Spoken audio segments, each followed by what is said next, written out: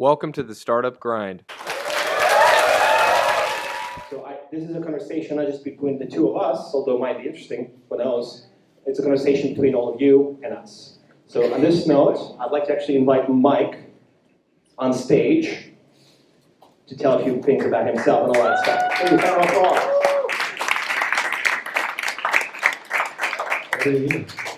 I thought you wanted to make the introduction better. I can make an intro. Thank you for calling me out, man. I know you like to talk about yourself sometimes. Not really, no. For this interview, I have a confession to make. I must have spent enough hours researching Mike to qualify that I would have a man crush on him, which makes me very, very uncomfortable. Now, not before Mike gets all, gets it up in his head and all that stuff, I have to tell you guys that this guy done something very, very interesting, let's say 4 or 5 years ago in Estonia, and that has built, I think, one of the first accelerators, if not the first accelerator in the Baltics. And that's something that this community, part of the reason why you guys are all here, I would even state that, the reason you're talking and listening to him is because of that. And quite a few companies that came out of that accelerator is something that I was very impressed by. Now, what people don't know is where Mike came from. And he came from IBM. He had 3, let's say, pet projects, including publishing, if I'm not mistaken, including social type of stuff. And even afterwards, guys, he kept working with founders, and he moved on to Amazon. He did a bit of biz dev there, and he finally moved on to City.ai. So he's quite a track record of seeing a lot of large companies and having a bit of a scoop inside, but mostly what he's known here in Estonia for working with a lot of founders. Now, that's the basic setup that I figured out, and there's a lot of stuff I still don't know and actually want to ask him together with you and figure out. So, Mike, you came here 4 years ago or so. You've done all this crazy stuff. You traveled across Eastern Europe. You went back to Berlin, then you traveled to Amsterdam, you live a little bit up there. You're back here now. Why? So a good friend of mine, Ottavio, you might know him, he recently asked me the same question. And I refused to say I'm back. But I'm half back. So right now I'm spending 1.5 weeks per month in Tallinn.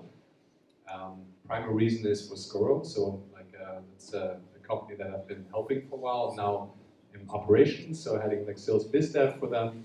That's why I'm spending more time in Tallinn. Obviously, I love the city. I love Tallinn as well. But Skoro was the reason that I came back. Now, do we have any people from Skoro here today? Please raise your hand. Woo! All right. I see, I guess people in the company don't hate you too much. They showed up, which is good. Now, if I understand, Skoro is a piece of software. You can organize stuff with it, right? And it's really handy. And it's nothing like Pipedrive.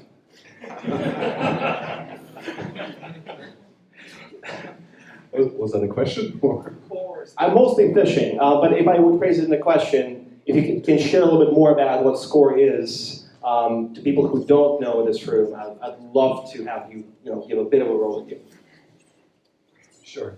I think what we're trying to solve with Score was the fragmentation in the market of all these different niche tools, and specifically professional service companies that bill the hour have the problem of they miss a comprehensive tool where they can manage everything from sales to time management, project management to invoicing in one place, opposed to having 7 different niche tools where they have to switch in between, where they don't have one integrated view. So the top reason why customers purchase Skoro is they want to get one overview, one center of truth, and they want to be able to manage it from one place. And Pipedrive, for instance, we integrate with them. We don't really have a sales focus. Our key focus is much more around time management and project management. That was an excellent pitch. On this note, in fact, I would like to ask specifically, you probably heard a tremendous amount of stories and pitches of founders. I think the number was hovering around 100.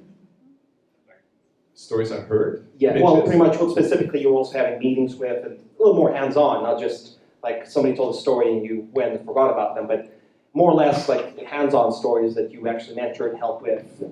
Probably hundreds, yeah. Wow, and this was in Techstars, this was in Wise Guys. Technical incubator, different accelerators and still mentor.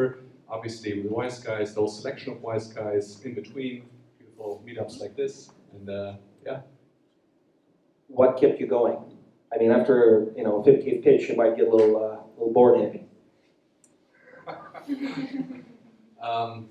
I love working with founders. I think the drawback is that after you hear a lot of pitches, I think the problem is that you get a little bit sometimes cynical, I guess, right? When you've heard the same pitch too many times, then you like what? Another taxi app, like another dating app, so you keep hearing the same things every year. It doesn't matter. Like if it's enough startups, there's always a taxi app, at least over the last years. Now there's always like some kind of AI startup. Like there's always trends. Social, like 4 or 5 years ago, it was a big social trend. So you go through the cycles and you hear similar pitches, and then at some point you think, okay, I've heard now within the last 5 events, I've heard the same pitch every single time. I think the beauty is if you don't have this, you need to be slightly naive, I think, to start something incredibly disruptive. And I think that's why investors would make horrible founders, right? They see all the hurdles down the road. You need to be naive to some extent, I think. Like the example like Mark Zuckerberg, to start a company like this was nothing new at the time, right? Like you need to be slightly, perhaps crazy, to start this kind of endeavor. And I think that makes the beauty of entrepreneurship. So what kept you going? What kept me going to keep doing this? I mean, mentoring. Helping, listening to all that stuff, man. I enjoy it, man. I love working with founders. I love listening to stories. Sometimes they're funny, sometimes they're less funny. All right, that brings me to this is from Callum Cameron of Medusa AI and also ex-managing director of Startup Wise Guys, along with Mike, I guess. And his question was, and this is one of the prepared ones, what is the most uncomfortable situation you had with a founder during the program?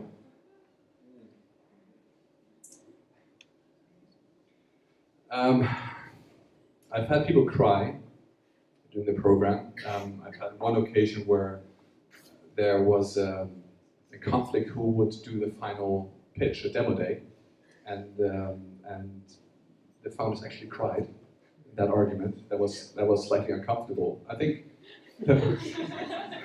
slightly. I think the most frustrating experiences were the experiences where things happened that I found extremely unreasonable. So in the first batch, I'm not going to name the company, but there was one specific founder that just couldn't manage his time. He didn't see the point of project management, and he was all over the place. And it didn't matter what I told him, didn't matter what the mentors told him, he would just not listen. And I got into major conflict with him, and towards the end of the program, basically also decided to, we kind of kicked him out. There was not listening frustrates me a lot, especially if it's unreasonable. And if you get the same feedback over and over and over again, yet you're stubborn and you just don't do it, that is very frustrating, I think. So. I'm sorry, I didn't catch that. Also by means of background, Lab told me before the meeting, he said, Mike, I really want to try to piss you off on stage. That was a few weeks ago. I'm very curious I'm going to manage. And the reason this man is one of the most coolest, I'd say charming, and calmest people I know. And I'm a bit of a nerd, so every time I see somebody so cool and so calm, I just want to go at them, and I cannot help it. So Mike, take it as a compliment. I'm sure you hear a lot of them. Well, actually, I did pay attention, and this is something to, it's hard to share negative stories. Well, maybe not in Estonia, too much people share it all the time. But generally, people like positivity, right? And in this particular note, yeah, you have those uncomfortable situations where you have to tell somebody to, sleep with the fishes if you use, if you're a wise guy, But what story would you actually be proud of if you look back and you still remember the name even if they didn't have a massive exit, but they're still maybe making money. You remember the name, you talk to the founders once in a while, they message you, all that stuff. You have somebody in mind. I think, so if I take the first batch, like one company in particular that I'm amazed by that they still exist, honestly, is Monolith. The founder is Martin, he's Croatian, and that guy is the most persistent freaking founder I've ever met in my life. The company basically went bankrupt a few times, but he refused to accept it. The investors pulled out. I mean, the amount of shit that Martin got, honestly incredible, really, really incredible. But that guy has a drive, and he also just says it. He says, I won't give up. It's my mission to make this company work. So as a side note, Monolith is doing retail analytics. What they do is they focus on offline stores, and they basically map what's happening in the store, right? How people move, what products they touch. And the guy won't give up. Like the last thing was last year, their main investor pulled out. They had more than 70K in debt they had to pay off. And Martin, his girlfriend was about to leave him. He was a real shit. All the employees, he's based in Netherlands, Amsterdam. His employees, in Amsterdam, the employee laws are pretty strict. So all the employees, they kind of threatened to sue him for getting 1 month of salary. I mean, I thought there's no way this guy is going to get out of it. And now I just spoke to him again a few weeks ago, and he managed to get a new contract in from Nike. He managed to pay off his debt, and he's up again and getting new contract. It's incredible, honestly incredible. If there's one founder from an entire program that I honestly, the heart, hope that he's going to make it, it's him. He deserved it. Thank you. Wow. Yeah. At some point I was thinking, so this is a positive story? You asked me whom I'm proud of. Right? And you said not necessarily success stories. Fair enough. Fair enough. That's a really, shit. That's amazing. Martin is his name. Martin of Monolith. Yeah. All right. Anybody out there want to check out, what it takes to be a cockroach or just persistent? You got to check that guy out. Now you probably hear not just stories like that, but you also analyze cases. You analyze people like Martin looking for, maybe sometimes they'll have a solution to an existing problem. Sometimes they're looking for the problem for the solution. And that must be very annoying when founders just don't have that. So what I wanted to kind of maybe take is a story of a founder that came to you with a lovely solution, but he or she just didn't know what to do with it. Solution or problem? That's a good question. All right, you're getting all existential on me. I'm going to rephrase. Was there a guy or a lady with a company, a platform, whatever, an app, and they spent a considerable amount of development time, their own time, team's time, building something without actually properly talking to anybody? I mean, in the second batch, I had a founder come to me with a question, Mike, can we outsource customer validation? So I look at him and say, well, what do you mean? And he goes, well, I just want to focus on product, and can someone else focus on the customer? So then I was honestly a bit surprised because I was assuming that the guys were out talking to customers the whole time. So I zoomed into this a little bit, and it indeed appeared that the times he went out when I thought he would be customers, he wasn't. They actually hadn't really talked to customers, and then I asked, how long have you worked on this product without talking to customers? And it appeared that they've been working on this for 1.5 years. They got into the accelerator, but that never really properly validated with his customers. That was a big surprise to me, honestly. So then I took them to customers. I went myself. I said, let's go together. So we went through this process together where we have the workshops where we focus on what questions to ask. You take them to a customer, and then you just observe and see how that meeting is going. Did you hold their hand? A little bit, drag them too. But I think the key takeaway is that actually a lot of founders waste a shit ton of time focusing on product without proper validation. Right? And oftentimes it's fear, especially developers, tech-heavy teams. You know, they love to code, they love to be in product, and you know, if they can do this all day long, they will. Actually, on this note, I'd like to ask the audience, how many of you are building a product right now or improving? Please raise your hand. People who are building a product. All right. Keep them up, please. Now, the people who are actively testing with their users, our clients right now, please keep the hand up, and the people who are not, please lower it. All right, it's pretty good. Jesus. All right, thank you very much. You can put your hands down. That's a good performance, or people are very polite and not admitting their patterns. That's pretty good. Amazing, man. On this actual note, it's like you mentioned a lot of good stories in this sense. But you personally, did you have ever a moment where you've experienced a fail like that? When you built something people did not end up using? Fuck yeah. All right. Name one, man. Name one. Loud and proud. Loud and proud. All right. So there was one thing called Clink I worked on. So first I had this what I thought brilliant idea to match people with similar interests. And then when I started working on the idea, everybody was telling me, oh, dating. So no, not dating. You know, people with similar interests, like, you know, professionally, and people, I mean dating. No. So the idea was to have just location-based triggers when you walk somewhere, someone, you know, has similar interests as you can say, hey, would you like to have a chat? It sounds like you're trying really hard not to call it dating. Dating. So I said, okay, clearly, what I'm doing here is not really like coming across. So then I started thinking about who's actually my target group here. And after thinking about this a lot, I decided with expats, partly because people in a new city, they want to discover. It's also a customer group that is actually quite attractive in terms of revenue because they have money to spend often if they're on contracts.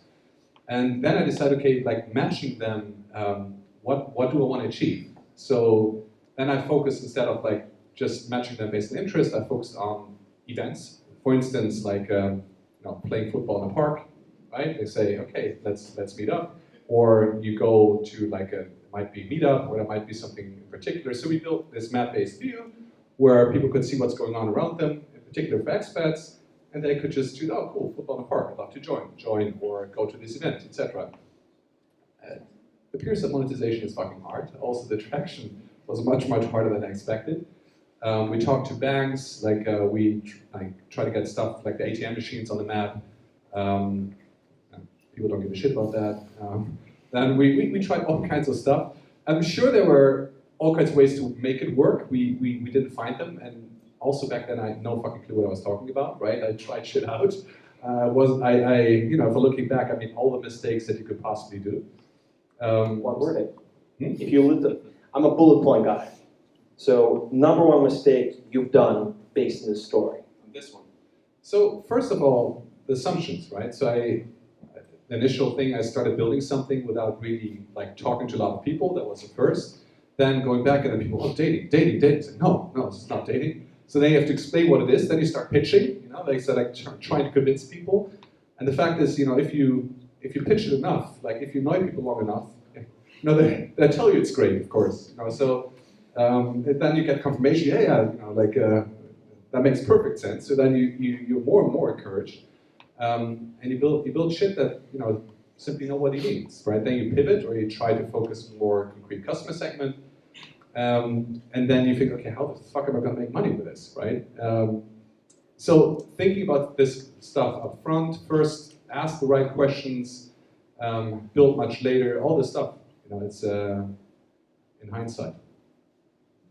I guess this is what you've been telling founders repeatedly, almost like a mantra. Talk to your customers until they hit you in the face because you wouldn't stop talking about it. Yes. All right. Now, if we get nitty gritty about it, let me pour some water for you. Time to think. Then ask first and have time to think. Enjoy your water. What I would really I also hear a lot of people pitch once in a while, and they keep telling me stuff. They tell me about apps, platforms, Apps are good. A lot of apps. Platforms are better. And I can't help but think that they had a problem themselves, and they built something around it, and they may be, testing something out, playing with, lines of code, whatever. Maybe they heard somebody make it, like a, taxi-related application, and they started copying it. Who knows? But you meet somebody right now with the personal experience you have, and the 100+ founders you met, talking about their stuff. If you sit with them in that moment when they're thinking about building something, like an application, like a platform, maybe a hardware product, what are you going to tell them? Actually, what are you going to do? The moment when they're thinking about creating something. What are you going to do? Can you be a specific scenario? Well, let's put it like this. I mean, the first, maybe to comment on what you're saying, I think the first problem is already that too many people just want to do a startup. And then it starts with, what is cool? And then it's like, picking any solution, looking for a problem to solve. I think that's the biggest problem already, that like there's too many people trying to follow a certain trend. They see stuff around, they think, okay, how can I implement this? And then they're looking for the right problem to solve. And for them, like, this might work sometimes, but in most cases, I think this is the fundamentally wrong approach, right? And I get this a lot from also applications for wise guys from universities, where professors, get the team together. So it's a professor with a few students that has an application to get into the accelerator. And it's always the same thing. It's like based on some thesis, some theory, and it's a solution, but they have no idea what the problem is, right? So they have developed something that a theory that's not even a product, and they're looking for market and problem to solve. I mean, that's already flawed, and that's what I've seen a lot. Why do you think that happens? First of all, because it's cool to do a startup. Second of all, because it's an easy way to go. You look, you see things, you say, oh, how can I apply that solution? And third is because to find great problems actually need experience, right? Like the best, I would argue, especially in B2B, the best founders often have been people who've been in the industry for a while, who've painfully encountered that problem many times, and had the experience to do something about it. So that's the first thing you looked at when you were going for applications to wise guys. Yes, experience, of course. It is also the team dynamics. I think people underestimate how important those soft factors are. So when I was reviewing applications, often what I was doing is I had one screen where I was just reading the answers to the questions. I would have a second screen where I would just play the videos. And actually, it's not even so much about really listening exactly to what they're saying. What is much, much more important is just watch the nonverbal language, to listen to the intonation, like are they laughing, is there good energy, do they like each other? Because the biggest risk of the team breaking up is typically, they have worked long together, there's not really great energy, and you can feel it, you can feel those tense moments.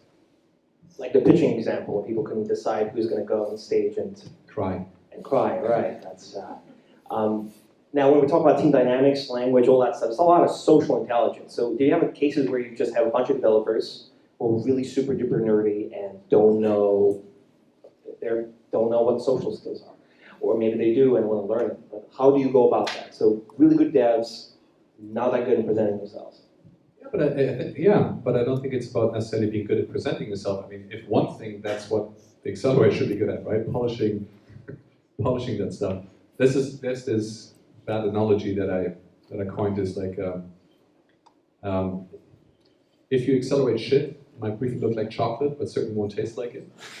And I had this, the honest truth is that like many accelerators, you take something in and you discover, okay, the problem is not actually really worth solving, and then you try to polish something, pitch training and everything to be good on stage, but if the basics are flawed, then you can polish all you want, and it's very tough.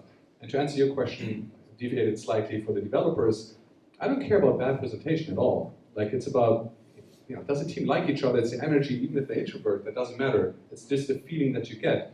And then, of course, are they passionate about what they're doing? Do they believe it? Are they credible?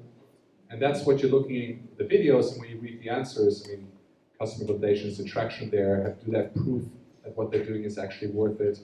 So the first thing you always look at is what's the kind of validation in terms of traction, right? Then, like, do I believe in the problem? Do I get it to begin with? You know, like, do I understand what they're doing? Which in many cases is also not the case. So. Do you have calls like that with people you're trying to validate what they know what they're doing, and you spend maybe a long time with them, and after the call you didn't really understand what they're Yeah, doing? totally. You have a few stories around that?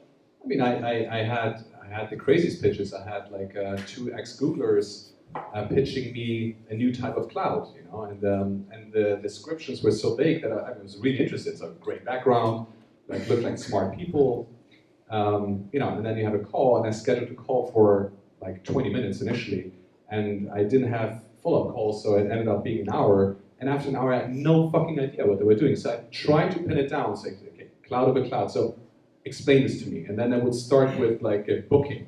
Now, yeah, imagine if you book something, you know, I would go into this scenario, and then like say, okay, and how does it relate to cloud? And then it would get another example, say, imagine if you do not have to download data.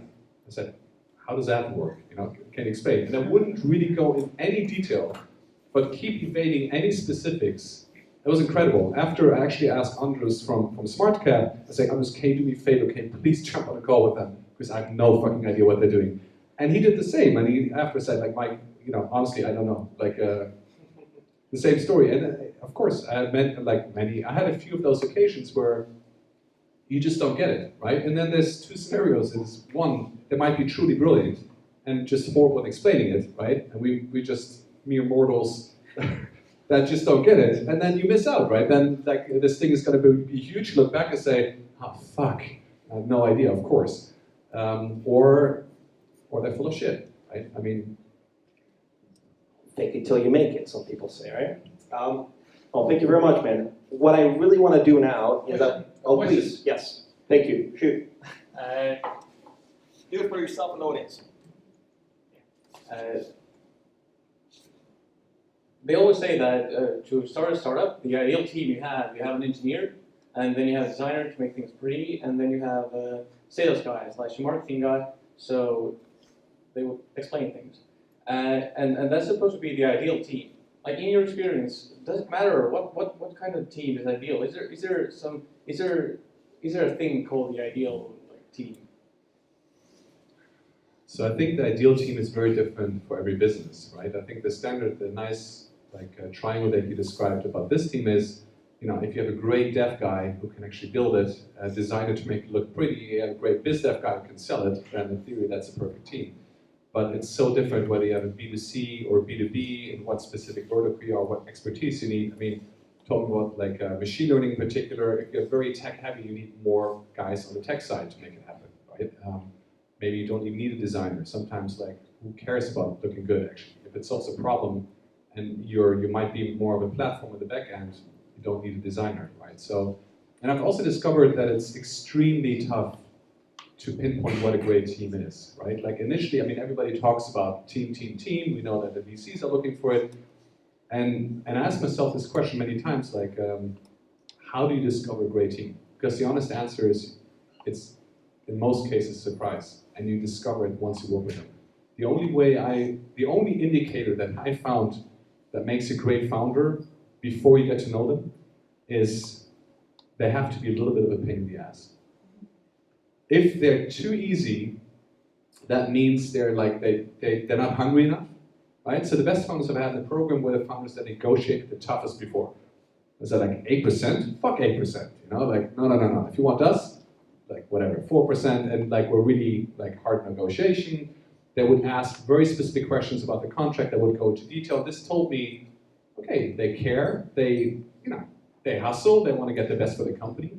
In the beginning, I really disliked it, and as I went on, I learned to appreciate it. But there's a limit, right?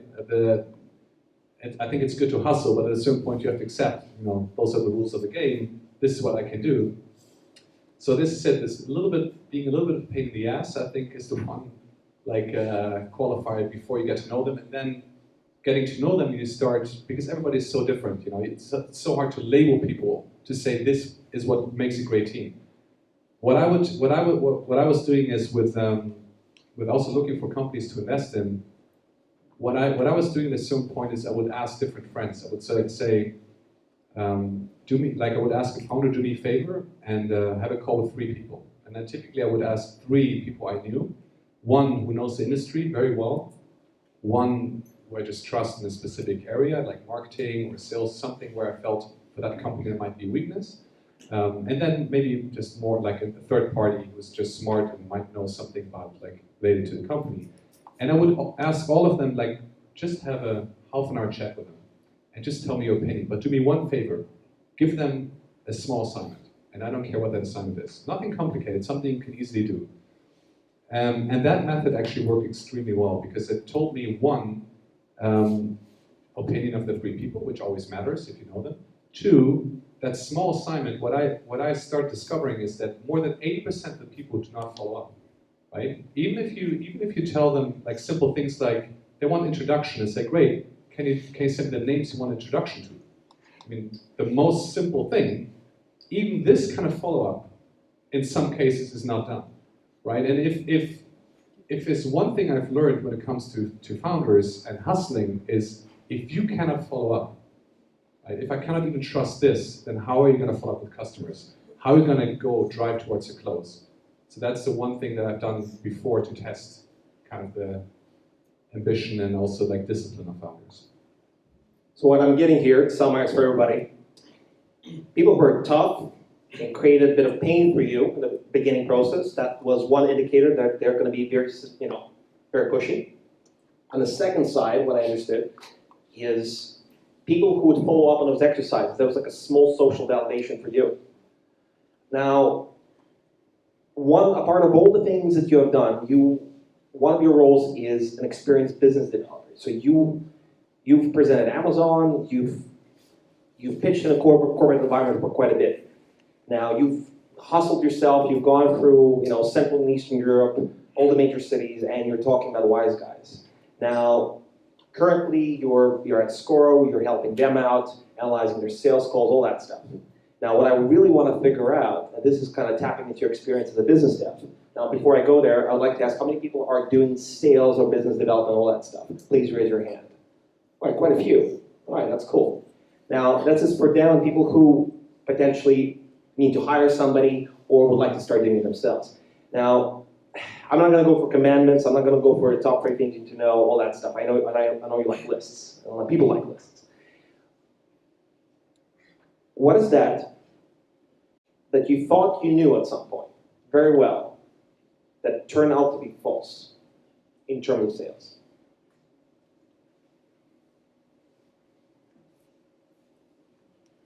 Sales. I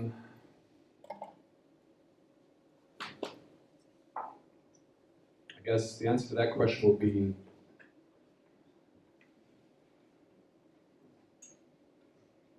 that talent and charisma are important for sales. I think initially I always had the assumption for the great salespeople are people who have this talent with people, who are charismatic, who manage to engage with people, or the people at an event who are main networkers, I always thought these are great salespeople, but actually I think the one thing in sales that I've learned is the toughest thing to find is people who are disciplined, right? Because it's the opening is relatively easy, the closing is hard, and I think driving the process to closing, you need people who are disciplined and follow-ups. And the major fuck-ups I've seen have been all around structure, have been all around like not following up, having great opening, you manage to get a lot of people excited, but then actually following up and closing doesn't happen because either it's falling through the cracks, you don't have a right system in place to track everything, you're just fucking lazy. There's many reasons, and it's related to structure that I found is the key problem in sales, which initially I didn't see as such. You're one of those guys who was not following up.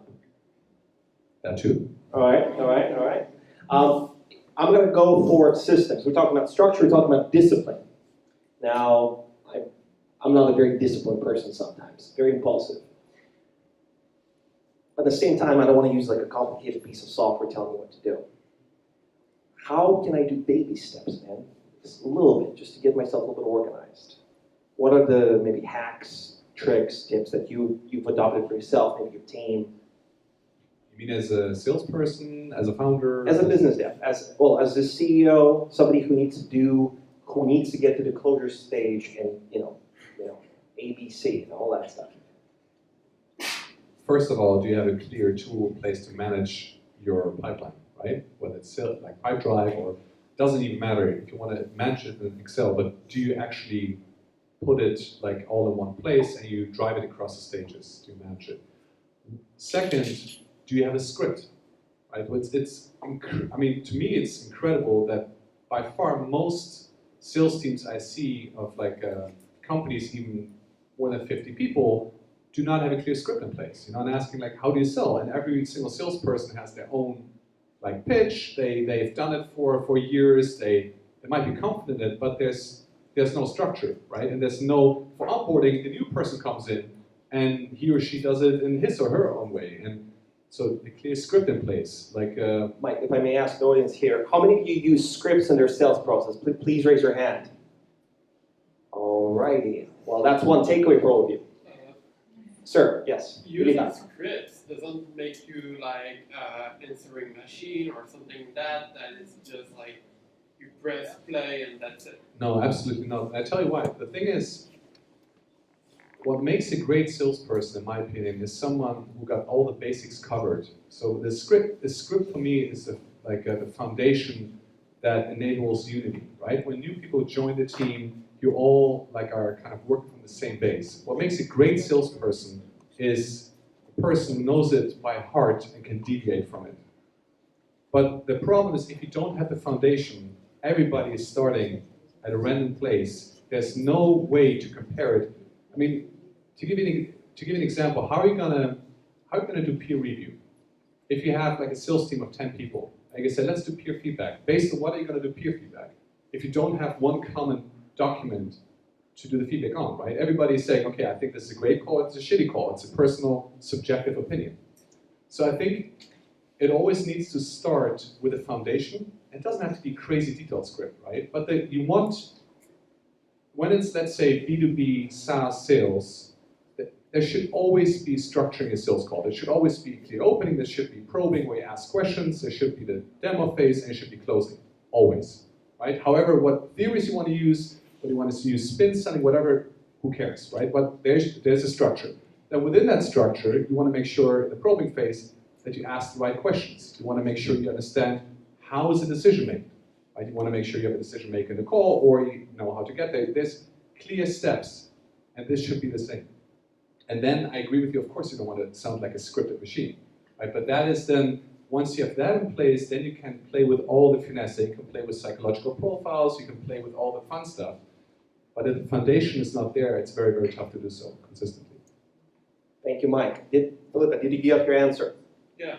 Understood. We have two more questions. Nick and Arrow, please. I have a question about you mentioned the sales people. Oh, sorry. Thank you, I'm Arrow. Sorry, Nick. It was before you. You mentioned the sales team of 10 people, and I'm like, for somebody in an accelerator, that seems like a huge, I mean, I'm lucky to have a whole team of 10 people. So a sales team of 10 people is like beyond my dreams. That would be like success unmeasurable. So when, for a sales team of 10 people, it's right to have a script. When do you start to get a script? Is like with one salesperson or with 3 salesperson people? You know, when do you do the peer review and all that stuff? When is the right time? I would start right away, right? And if it's one salesperson, then start, right? That's a one person who builds a script for him or herself. And that's kind of like your own structure you follow. Then once the team grows, then you start building like a common script for everyone. And you do the peer-based review based on it. I think one salesperson is enough to have that structure. In the beginning, that's one person, that's the person who sets up the structure. Right? So I just mentioned a 10-person team as an example. Of course, in a startup, you might not even have a salesperson, right? It's a CEO that sells. But if we break it down, first of all, I think every single person in a company should know the elevator pitch.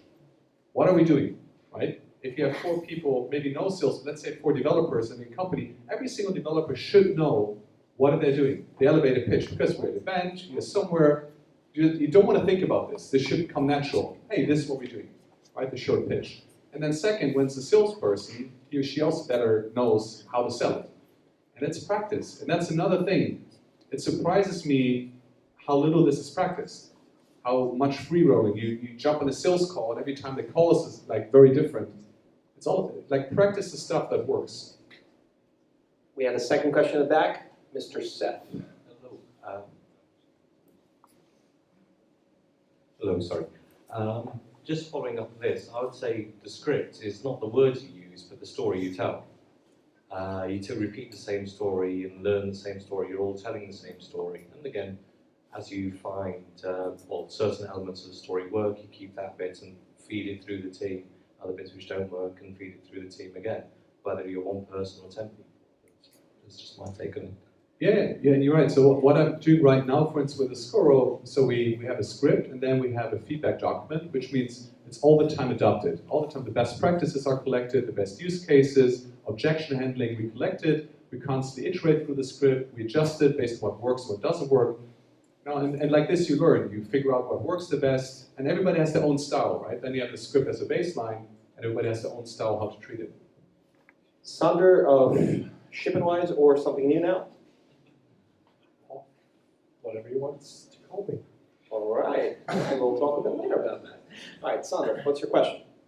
Everybody understands how to use the script when doing the phone sales, but how to use the script when you're doing the face-to-face sales, or whenever the sales might be with more than one person, for example, B2B sales with different parties involved. It's exactly the same, because you should never use a script during a call or during a meeting. That's a preparation. The whole idea of a script is that you know what you're talking about. Like, this should come naturally. So in the call, in the talk, in the meeting, you can focus on the stuff that's important and listen. If in the call or in the meeting you have to read, you're not listening. That's exactly the problem. Like that I see also the guys were like reading during the calls. Like, fuck no, you know? So then I made like a checklist to make it easier. It's like one page is okay. These are things just to remind you, but you should never have a script during a meeting, a call, or otherwise. Unless we have a few more questions. All right, what's the worst sales call you've ever heard or been part of? You need a little time for this, or? The worst one. I've heard some pretty fucking awful sales calls.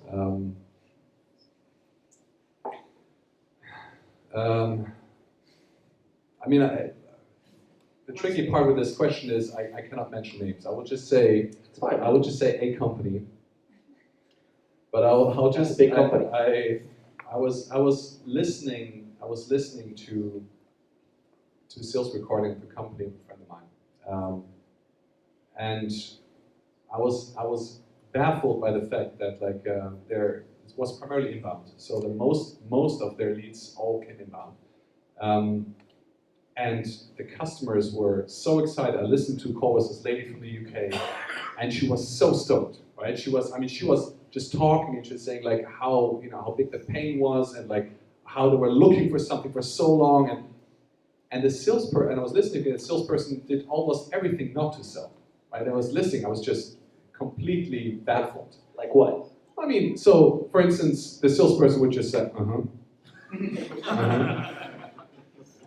okay. Yeah, but how about this? And then he would, again, enthusiastic customer is like, okay. Can I do the demo now? You're fucking kidding me, you know? And then like the demo was ready. Okay, so the demo was done. So everything clear? And the customer was about to say something. Okay, good. So maybe you can send me an email next week, and then think about whether you want to buy the product. So I actually had a good Dutch friend of mine come in. There was another company, and it was a similar situation. And he's been in sales for 20 years, and he actually got upset. It was also like it was a sales meeting, and he came in, and he's Dutch. The Dutch are very direct. And, this happened to be an Estonian company, so the call was done. We were sitting at the table with 5 people. And he was just silent. He was looking, and they were all waiting for him to say something. He said, like, "Why the fuck did you ask me to come here?" You know? And I was like, "Yeah, like for feedback." He says, "I thought we would listen to a sales call." And I said, This was a sales call. No. I don't know what this was. This was ping pong. This was a discussion. This had nothing to do with sales, right? And then he went into his pitch of like how it should be structured. But anyway, a lot of really horrible sales calls. Now that sounds funny, and we're all, most of us are detained by it. Tragic. It's tragic. That's what it is. All right. I guess some of us sat through a call like this. Some might have engaged in a call like this. How do you tell a person in your team to cut it out? Or how do you show them the way out? Can you work with this? Should you fire? Or should you retrain? There's a lot of questions mixed into that, but let's go from there. So should you fire, should you not fire, I guess depends on whether they're willing to change, accept new rules. I'll put it like this, have you fired, have you been engaged in the process, have you advised a person to fire this? Oh, fuck, yeah, absolutely. All right, that answers my question. All right. I think also, honestly, if sometimes if people have been in the team too long, and based on the let's say wrong rules and things are not moving, and at a certain point people just get so used to a certain situation that it becomes so tough to change that the best thing is just just to fire, at least help the team, get new people in, just to be able to change the culture. And it might sound harsh, but it's extremely hard if it's a larger team to change the team without getting new blood in and getting rid of some people. Did this CEO, this friend of yours, did he take responsibility, or she take responsibility for this culture, like this result of this culture? So in this particular case, no. At least not sufficiently, but the problem is you're under so much pressure from investors to show the numbers, right? Like, and you have to keep growing, you have to keep getting more and more money in, like customers. And even though you want to fire people, you want to change the culture, firing people actually means you have to hire new ones, they're onboarding, it takes time to get them, to ramp them up. And that's the biggest problem here, right? You need, towards investors, you have the pressure to perform, and you were going to take a hit for the next couple of months. And it's a very tough situation to be in. Have you been in that situation? Yes. So what have you done?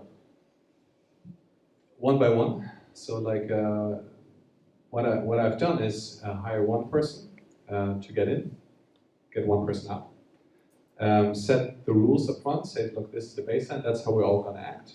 And and if people if people disagree with this new approach, then whoever disagrees is out as well. So it's to be very clear about the expectation, about the vision, and the baseline, and then set the new stage. If the rest of the team manage to adapt, that's great. If they don't, one by one, start replacing. God, you're cool about it. It's really tough, right? It is really tough. Fair enough, man. Sound them. Shoot. Why not to replace all of them at once? Why not? I mean, for that very reason. I mean, if you get rid of the whole sales team, there's zero revenue anymore. The investors are going to breathe down your neck. It's ideally, if there would be no pressure, yes. But in practical, I mean, you don't have a choice, right? Now, there's a lot more I want to ask about business development. Now, Mike, you have accelerator experience. You've been working with founders. You've been part of corporates like IBM and Amazon, all that stuff. Now, I want to go more in depth in understanding what, everything about scripts, managing the sales team, all that stuff. But you have something else that I'm personally very, very interested in, and I have a bunch of really weird and sometimes interesting questions about the AI part of you. Now, I'll admit, I'll confess, I've been going through your social media profile, I've been looking at the posts you've been making, all that stuff. And what I really want to figure out, what got you suddenly to start talking about AI, start getting part of the city.thing? I don't know, what got you into that? You mean why I started City AI, or? Why did you get into the subject of AI as a whole, and then City.ai being a manifestation of it? I mean, so first, AI is a fun topic to talk about, right?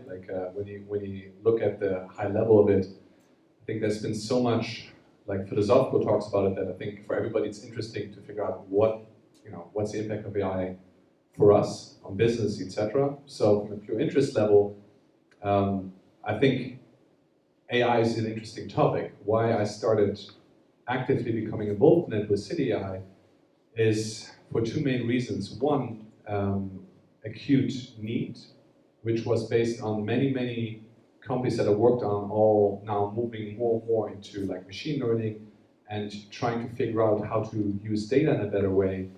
They couldn't find people, right? There was a talent shortage. They couldn't find the right people. And this is only going to increase exponentially. Where we're already short of great developers, let alone great developers that also know about machine learning or other AI-like subjects. So that's one. And the other part is much more personal, I think, where I just thought, what do I want to do in the long term? Where do I think what's the one single most biggest impact in our lives? And I think it is going to be created by AI. I think if you look at the next 20, 30, 40 years, this is going to impact us the most. And then I thought, what can I do to potentially get involved and potentially influence this? And that's where I came up building a community. First, getting access to the talent, but more importantly also understanding what's going on in different parts of the world, and hopefully at a certain time to also with this network being able to influence it. That was such a lovely answer, man. But I had this one question beyond that, so thank you. But what the heck is AI? You mentioned machine learning. I hear people talking about deep learning. Nick, I'll get to you in a moment. But before that, I really want to define what the heck is this thing? Because some people call an application AI-based or whatever, and some people talk about machine learning. I don't understand. Please help me. It's an incredibly ambiguous term. I think it's misused in many ways, and I don't think there is a really good definition, right? I think the definition I would use is it's a branch of computer science that simulates intelligence. And to make it more specifically, when you look at, people talk about machine learning, AI, what's the difference? What we define as intelligence is very much inspired by how we see intelligence as humans, right? We're the most intelligent species on Earth right now, so intelligence is inspired by how we see ourselves, hence AI is inspired by the same things. So you have like computer vision, right, which is inspired by like visual, making sense of visual data. You have audio to text. You have like the reverse NLP, which is about like understanding like audio information. You have NLP? natural language processing. No. All right. A lot of fancy terms. But to wrap it up quickly, you have essentially it's based on how we perceive the world. That's how AI is inspired as well. It's a visual, it's the auditory elements, it's the decision-making elements, which relates to machine learning, and even the movement, which relates to robotics. There's so much I would like to ask, put it like this, but before, I would like to take the question that Nick had. Do you still want to ask it? Hi again. I just wanted to challenge you, Mike, because didn't you actually say before that looking at kind of buzz ideas and everything else and then just going in there just because it's the future, whatever else, was a bad idea? And didn't you just say that you went into AI because you thought that's the future, not because you had any particular knowledge or speciality? I've been building communities for a while, right? So like the reason I did it is because I'm passionate about community building and I'm passionate about bringing this community together. We did it in Berlin. We got like community together there for a while already in Berlin AI, and then in Amsterdam, and bringing this model and scaling this, I think has a potential of like seeing cross-culture what's going on. And that's what's inspiring to me, right? Not because I'm a machine learning expert or AI expert. It's not even that I want to make a business out of this, to be honest, right? The reason I started this has nothing to do with like monetary values. It's nothing to do that I see massive money potential there. It is an enabler for other things that I might be doing. And that's the reason I did it. Did that answer your question, Nick? Yeah, thank you very much. All right. I thought I'm going to be the toughest one here. All right, thank you for challenging. That's the kind of questions I like very much. I'm going to indulge my curiosity a little bit here. Now, some say that there's no actual artificial intelligence right now. They're just algorithms and glorified versions of machine learning. if I understood correctly. And what I really want to figure out, based on the community you have right now, what are people doing? So how many people do you have? And proportionally, like how many of them are like PhDs in data science? How many of them are biologists? How many of them are like mapping the brain or whatever? You know, like, can you give me a breakdown of who are the people behind City.ai? So most get-togethers, the majority is scientists. Actually, we tailored it for business people, so it's surprising that still most meetups are scientists. Also, the Tallinn one we did, mostly were scientists, so the majority is scientists. Then the second is business people, actually, so it's founders, like biz dev guys who are interested and to understand how they can use it for their business. Third is developers, technical people, like coders. So that's roughly the breakdown. We make the statistics after every event, where we just break it down roughly where the people are coming. And then you mentioned in the different cities, you mentioned what kind of use cases you mean, what kind of companies, really very diverse. I mean, in Sofia, for instance, the Sofia chapter is run partly by one guy who founded Handsome Robotics, right? So they're building these robots that you can have a conversation with, but also have very creepy gestures. So you look at it and look sad and look happy, and like you're more freaked out by it than anything else at this point. Uncanny Valley, right? What? All right. Dropping terms. Uncanny Valley is when you look at something that's close to humanity, but it's not quite there, and you're really creeped out by it. So it seems like you're describing this. Now, the question I had when you were talking about this is, how do you get a room full of scientists, developers, and business people? How do you get them to talk to one another? How much booze did you need to have? We have booze after every event, right? So typically we do breakout sessions. So typically we have 2 or 3 talks. And then after we do breakout sessions around one specific topic, and by mixing the audience, we have one person to lead the table, and then the rest talk, right? And then actually that mix is great because you get the input from the developers who are have a certain way to look at it, the scientists and the business people, and after the network and talk. And I think this mix works very well. The challenge is more on the topic when you have the presentations, how to tailor this that is interesting for different people. The biggest problem that we have is, how can you make it entertaining for both people that know about machine learning, etc., have been working on this for the last 5 years, and people have no fucking clue and just come because AI sounds interesting. That's a key challenge for us. And what we want to do now more and more is focus on workshops, where we say we pick a workshop that has 2 streams, one for the experienced people, the experts, and one for people who have never done it before, and take a very specific topic like chatbots, and just try to build a chatbot within 2 hours. All right, you're talking about conversation, presentations, all that stuff. Sir, what was your name? Marcus. Marcus, please. Yeah, so the question was that you've built these communities in several different cities and countries, right? So how does the mix change? I mean, here we probably have a lot of scientists in machine learning because in the private sector there's not that much application yet. So is it different in other places, or is it about the same? Does it differ? So the breakdown is different, but not as different as I would expect it. So what surprised me, for instance, what I said is that in many cities there's mostly scientists coming, even though we did it actually exactly for applying AI, which is more tailored towards business people.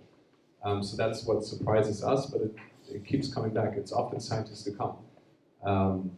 And we have the same in Amsterdam, we have the same in Berlin. There's other cities like Budapest, for instance, where mostly business people and scientists were, I think, number 3 or 4, in terms of category. Singapore had a lot of business people coming. There was also not that many scientists.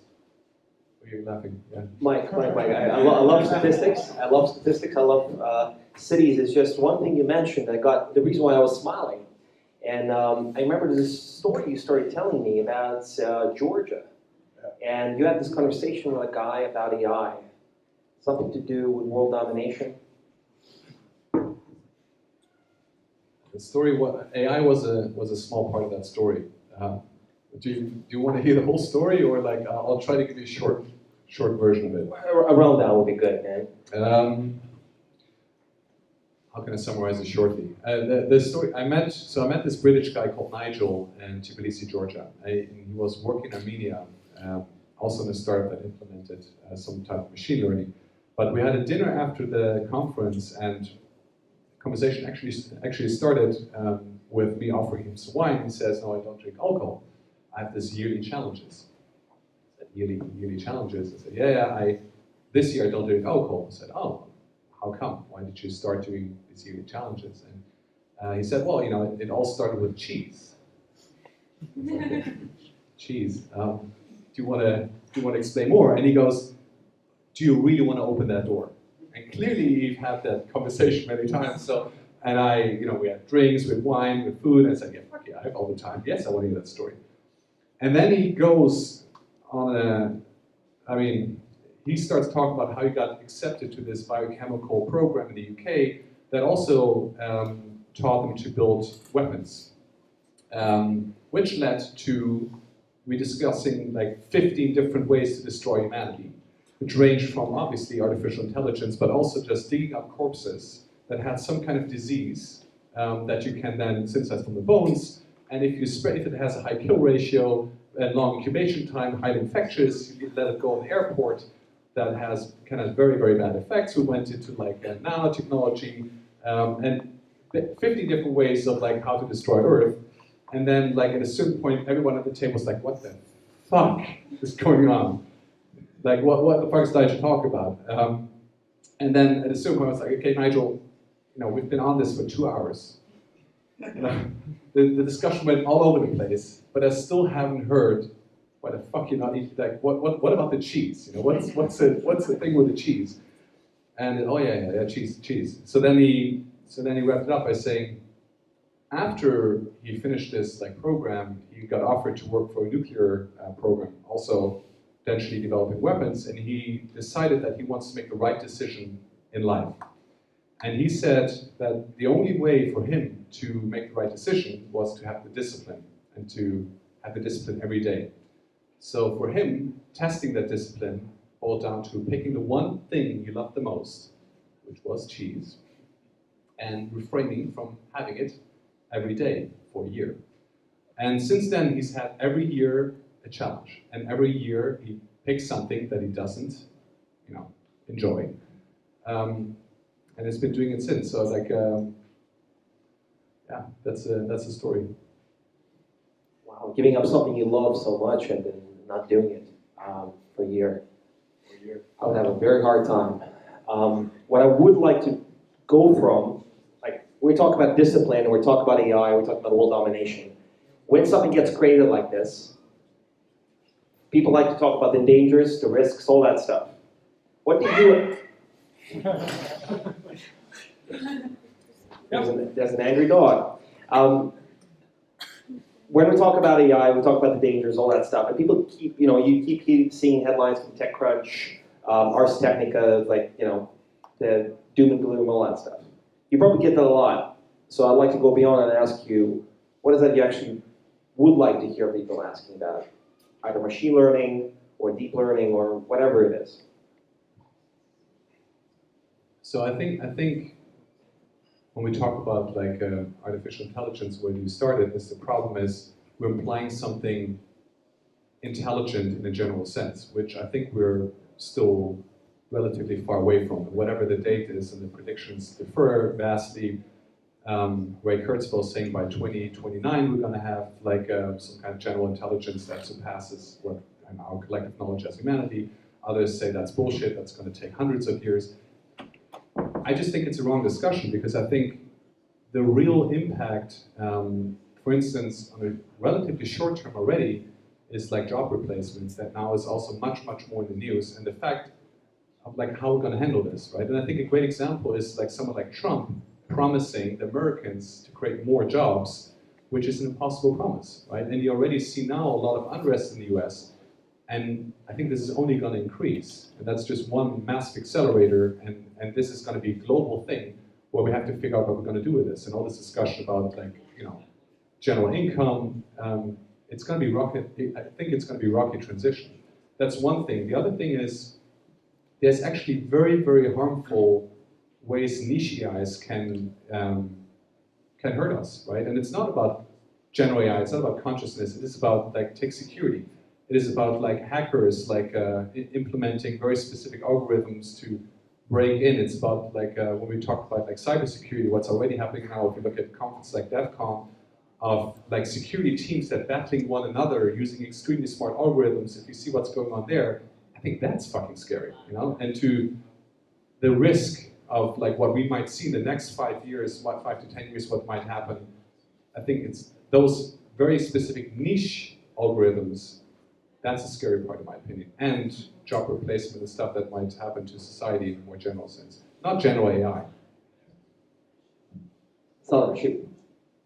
I was first about to ask about this, when will I have a Jarvis, but now that you open the door for the job replacement, and what do you think, what's really going to happen with AI becoming more and more powerful and replacing jobs, and how the government will be taxing robots, AI, and everything else? How will it really affect the most people in this room, for example?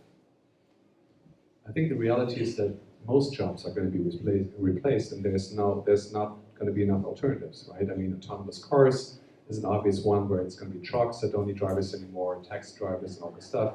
Then, like, we took it like accountancy firms, right? I mean, like lawyers, like at the bottom end of many of those service companies, this can all be automated, and it's going to move up the pyramid, and it's already growing exponential. So you're going to see more and more people that are just going to be replaced, and there won't be a job to replace it with. It's cross-industry. It's happening everywhere. If you look at healthcare, analyzing pictures, computer vision is already so much better at analyzing picture than a human is. We don't need doctors to look at it anymore, right? So you're going abstraction level up and figuring out what can you do with that information. But bottom line is people who have very specific skills are going to be increasingly replaced and automated. Still, what about consumer AI at my home? Sorry, what? What about consumer AI at my home? Consumer AI at your home? What do you mean in terms of replacing people? Jarvis. Like Iron Man stuff. We're a little over time, so what I would love to do, now we heard a bit about the dark side of it, the dangers, or whatever, and jobs being lost, all that stuff. Now, how many of you are actually using some form of machine learning, or you maybe call it AI, or whatever, in your current project, or attempting to? Please raise your hand. Understood, right? Quite significant. Right, and who are the people who are considering using it for their projects? Please raise your hand. All right. Now, for the people in the room, what would you tell them? Why would you not caution them, but what would you give them as a, not just a positive note, but like a token of the future, if you may? What can they do now? And what are the decisions and what are the investment decisions can they make to, well, let's say, improve the odds of humanity? That's a big one, I know. wow. At least at the ground level, man. What decisions can they make to improve the odds of humanity? In the context of, let's say, driverless cars and all that. I mean, first of all, I would encourage everyone who's interested to play around with it, right? Like to get some experience. I think there's many use cases that still don't work, where the results are poor, where machine learning might not be the right technique. But by just playing around with it and just figuring out what you can do with given data sets and to make sense and look for patterns, I think is fun, and that experience leads to more people using it, getting experience. And when you make the link to humanity, is by having that experience, then working together with different people, you have a say, right? You can then, once you see dangerous developments, figure out what you can together do to influence this. But like, it's a tough question, man. I mean, to help humanity, to be very honest, I don't really think there's a good way for us to prevent shitty stuff to happen. I think OpenAI and others are trying it. I think there's many incredibly like beautiful scenarios where like AI has a positive impact. I honestly think for the shitty scenarios, maybe it's a bit of a pessimistic view. I just don't have the illusion that we can really prevent them. You know, I think I just hope we're lucky. I'm not sure this is a positive note to end this, but You know what? I think I like it. I hope we're lucky. I hope we're lucky. On the note, people who at least want to get luckier, I'd suggest City.ai, getting at least being part of the conversation, learning about what it is a step to at least maybe preventing some of the job losses, maybe creating a new job, maybe learning that capital ownership is one of the answers. But if I would give, when I was preparing for this talk, when I was preparing this conversation, I read a very good book, it's Super Intelligence, by Nick Bostrom. He's one of the guys who basically came up with the "Are we living in a simulation" kind of theory. Highly recommended. A bit dry, but it proposed a lot of interesting concepts. Now, what I'd like to do though here is thank Mike, because we a little over an hour, and you've been a good sport. You've been giving and taking, and I hope you're going to be coming back to Tallinn, sharing the experience, and it's not just like a pit stop. So on this note, I'd like to invite all of you to give him a hand of applause. Thank you very much.